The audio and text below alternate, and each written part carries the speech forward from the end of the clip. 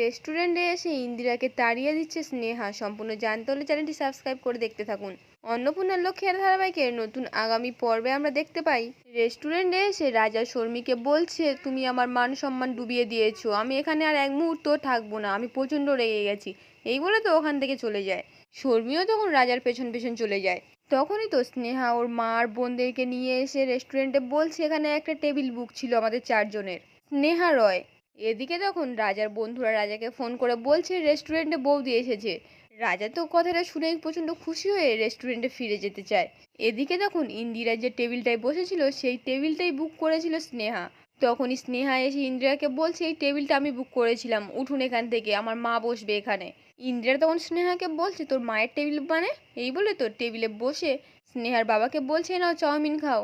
স্নেহা তখন বলছে, আমিও দেখি এই চাউমিন কিভাবে তোমার হজম হয়, ছুটকি ম্যানেজারকে ডাক। আপনাদের কি মনে হয় স্নেহা কি এবার ইন্দিরাকে রেস্টুরেন্ট থেকে বের করে দেবে? তাহলে কমেন্টে জানাবেন।